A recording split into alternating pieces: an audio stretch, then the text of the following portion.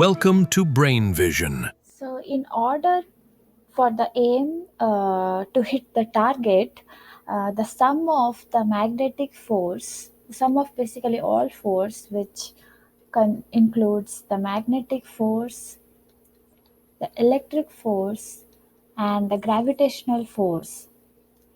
This should be equal to zero to aim at and hit the target. And the magnetic field must point to the left when viewed in the direction of the target for no net force. Now, we know that Fb is equal to Q times V cross B. So, the magnitude of the magnetic force is equal to Q times Vv sine phi. Here, velocity and magnetic field are perpendicular, so sine phi is 1.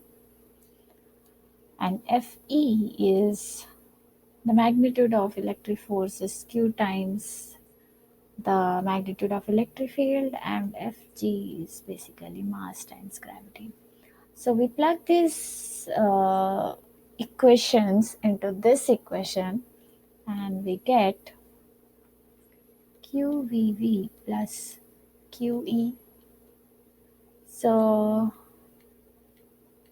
yeah, one thing to note that the direction of this is opposite to the direction of the electric force, and the gravity is opposite to the magnetic field.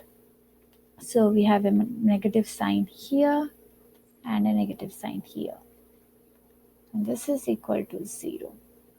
So this gives B to be Q times E plus mg over Q times B. We solve this using the values given in the question, and we find the magnetic field to be 3.45 Tesla, and this should be, as I said earlier, perpendicular to the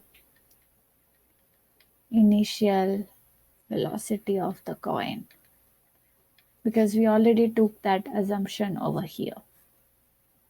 We took phi to be 90 degree, which means B and V are perpendicular.